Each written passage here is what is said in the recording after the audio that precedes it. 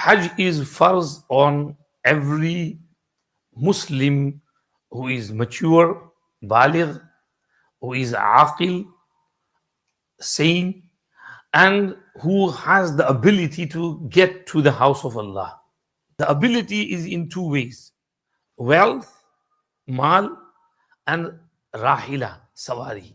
In those days, horse, camel, mule, donkey, if he was able to go on there from Jeddah, from Usfan, from here, from there, in and around, from Medina Sharif, or he's healthy, he can walk it.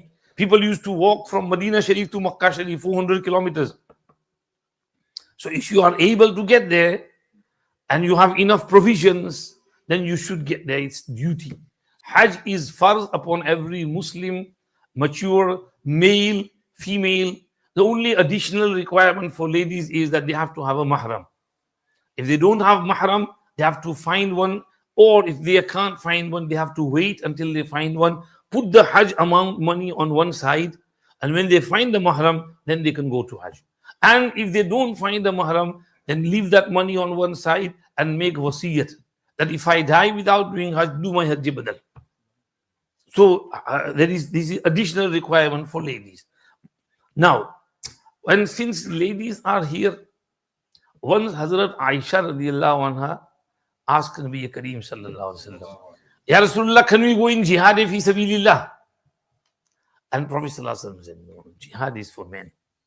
For you, he said, jihadukunna al-hajju. Your jihad is Hajj. Go in Hajj. That's your jihad. क्योंकि जिहाद में is too much difficult.